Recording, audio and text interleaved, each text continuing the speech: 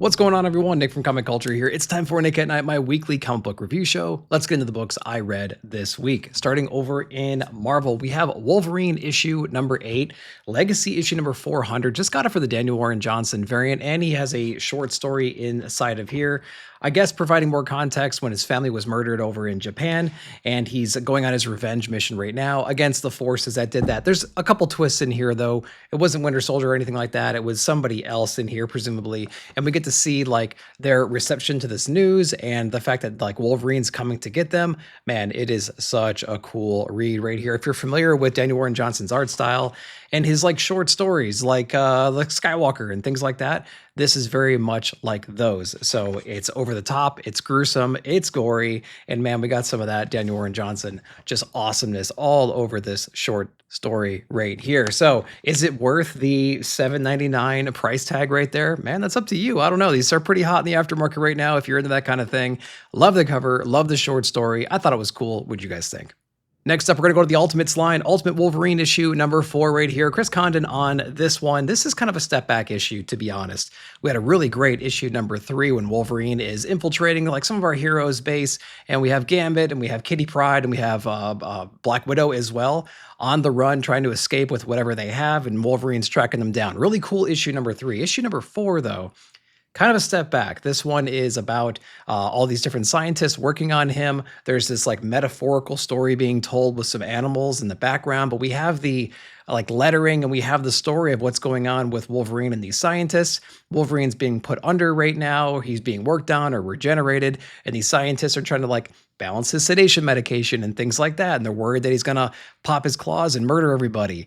It was kind of a step back for me, to be honest with you, but you know, gory ending page and everything like that, but didn't really justify the entire issue. So Wolverine issue number 4, Ultimate Wolverine number 4, a step back for me. Maybe number 5 will pick up where we left off. Not entirely sure. Let me know if you guys read it. Let's go over to DC next with Wonder Woman issue number 20. So this is going to be the continuation of King. We have March on the art on this one, though. So if you wanted some of the answers for what's been going on with Trinity and all that stuff and the Sovereign and everything, you're not going to get it in here. This is going to be a completely different story, starting from scratch, dealing with Wonder Woman's mom being framed for murder of one of the gods, right, inside of the Pantheon, and she needs to investigate what's going on with this murder. Did she do it? Did she not? Who's really responsible for this? She brings in Batman to assist with that, and Batman puts a lot on the line to help Diana figure all of this out. So I think it's going to be a cool detective story with Batman and Diana trying to prove the innocence of her mom. And yeah, we're going to have to be dealing with all the gods and the Pantheon and all the corruption around that as well. So Wonder Woman number 20 does not continue where we left off for the last 19 issues. It's starting its own thing. Maybe it's going to be short term. Maybe we're going to touch back with what we started with in the beginning of this run. Not entirely sure. Did you guys read it? What'd you think? Detective Comics 1096 right here. We have Tom Taylor on this one. This is actually the conclusion, essentially, of this entire run. We get to see exactly who all the key players are. We get to unpack a little bit more about Joe Chill's life and his former spouse and his child, like all the drama around all of that. Of course, Batman gets tempted a bunch of times to go beyond his comfort level and maybe get the revenge he's always hoped for or always dreamed about, but he could just never bring himself to do it. Again, this is a big wrap-up issue, so this entire arc right now around the secret pharmaceutical company and who's running it and what are their intentions and who's behind all of this stuff, that all gets unpacked inside of here, and we get a little bit of closure. That doesn't mean that we get all the answers and that there's not some threads leading us into a new direction for the next arc in here. But if you dug what you were getting into with this last arc, this is a conclusion issue, so it does wrap up a lot of things, as you would imagine. 1096 Detective Comics, not too bad.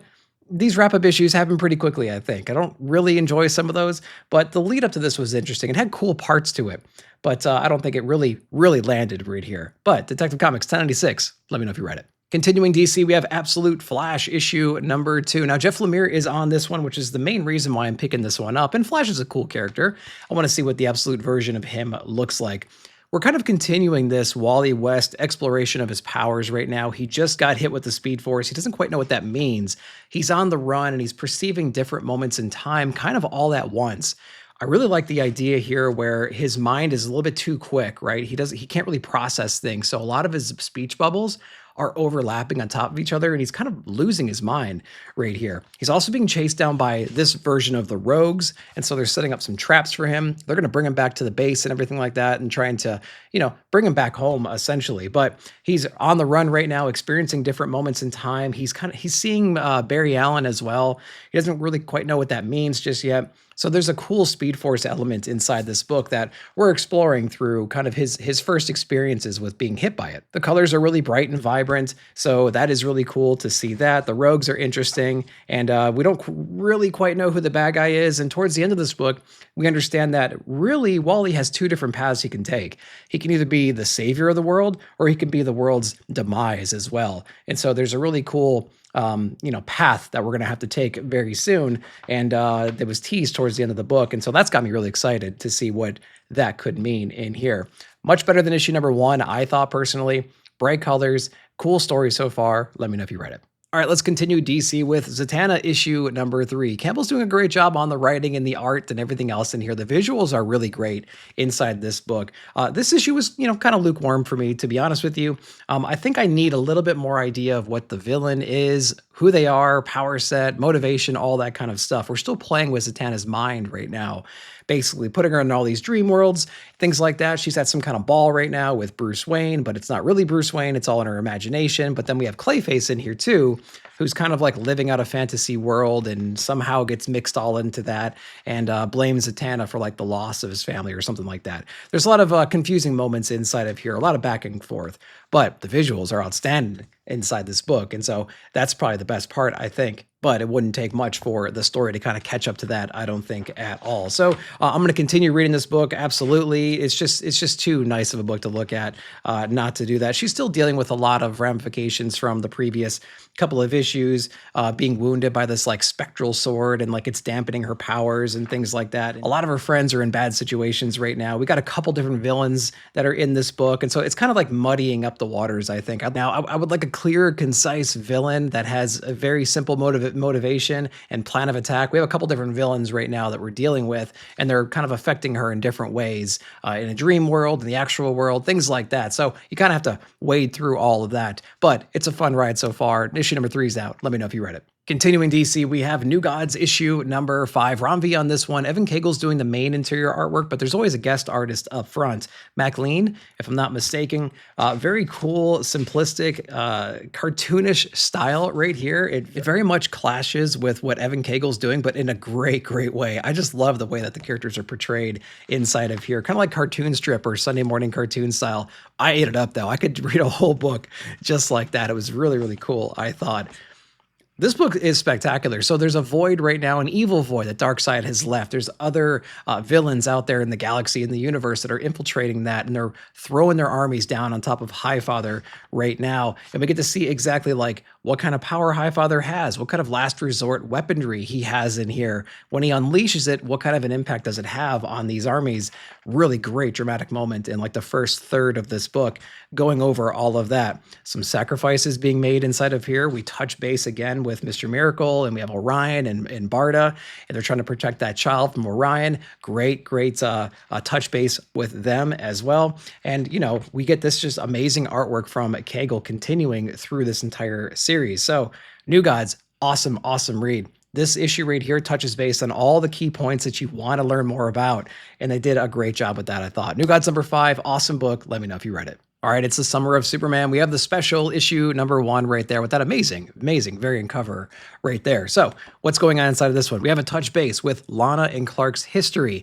They were teenagers. Maybe there's going to be a relationship that's spun out of that. Who exactly knows? We explore that a little bit more. We learn that they kind of grow up to be best friends from there. And of course, they go their separate ways over time. But there's some weird things going on right now with this villain who keeps popping in and out of existence at these really pivotal moments in Clark's life. And so he has to deal with that threat. It mysteriously vanishes into whatever zone it needs to go into. And then it pops back in here later on when Clark is more of an adult and Lana's moved on with her life as well. And she's planning her wedding, things like that. So what's really cool is we actually have a lot of the different Superman family members all over the place. Of course, we have Lois in here still. We have Steel coming up in here, of course, and a lot of other ancillary characters teaming up to take on this threat when it pops back into existence all of a sudden. So it becomes like a mystery of like who this character is, why is it showing up, what's the actual threat here, like what's going on. We try to explore that in here and try to set up a plan to stop this from happening, this anomaly, or try to capture him, something like that.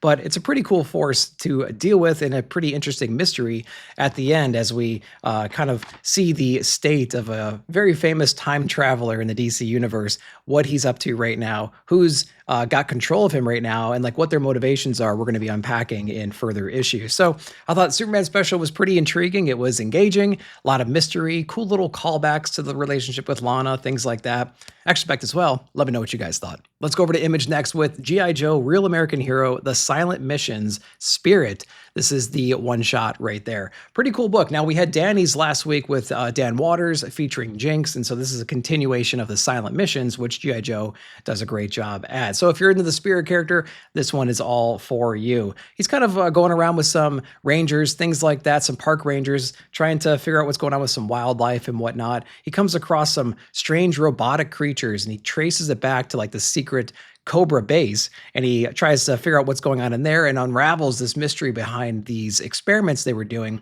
with like maybe people and robotics, things like that. And that's what the entire issue is all about, him trying to uncover all these secrets and going toe to toe with like this giant monster slash robot thing that they created in the base. So obviously it's a silent mission, so there's no narration or anything like that going on, but you don't need it. The visuals are spot on. It's very easy to follow what's happening right there. And it's a pretty cool like one and done little story. These silent missions have been pretty cool so far with Jinx, now with Spirit. So they're interesting, man. If you're in the Joe, definitely check it out. If you're not, who cares? It's still action-packed. It's still fun. It's easy to follow, new reader-friendly, so make sure to check it out. All right, let's continue Image with Redcoat issue number 11. We have the Northerner finally showing up inside this book. He gets more than just like one panel of him chilling in the background watching things happen. We get to see how he impacts like the Civil War era in here and how he interacts with some of the people around him. And maybe he's even picking up a sidekick inside this issue. That's gonna be really cool to unpack going forward. Now, we still don't exactly know like who this person is, where exactly they come from, what the mission is, but we do get the introduction to the character using modern day weapons in like the 1800s, things like that. Even some of the soldiers around him are confused. They're like, what is he holding? What is going on? And he easily dispatches anybody that gets in his way. And of course, these two people are going to be getting at it very, very soon, man. I can't wait for Simon and the Northerner to really start bickering back and forth. It's going to be a cool dynamic for sure inside of here. And I can't wait to see like what his mission is and why does he need to get with Simon Pure and how are they going to get to Geiger? And what about Junkyard Joe? All these cool things are coming our way very, very soon, and I am all for it. I cannot wait to unpack this character a little bit more. Redcoat, number 11, awesome read. Let me know if you read it. All right, let's wrap it up in IDW with TMNT issue number 8. Jason Aaron on this one, and of course we have Juan Ferreira on the art, which I'm glad we've settled down on the interior art. I did not really like it swapping around. Great talent on each book, but I kind of want some consistency, and that's what we got on here. Coloring is real, real dark. It's moody. It definitely sets you up in the vibe of where we are now with this team. They still don't really trust each other, or they're not really working as a unit just yet. They're all going out on their own. They're dealing with the Foot or whoever, however they can, and they haven't really unified yet. Donatello's still basically lost his mind, thinking that this dead rat is actually a Splinter, and he's trying to like motivate him and mentor him and everything like that. But the other brothers, man, they're kind of getting sick of this routine right now and lashing out in certain ways. But is there more behind this whole rat? Who knows, man? We're going to see here very, very soon. Bebop and Rocksteady show up in this book, and they look gnarly, man. They are so cool. They're guarding some kind of a secret power right now. We're going to be going through more of that, I'm sure, very, very soon. But this book is still more about the brothers getting together, unifying against this threat that's going on right now.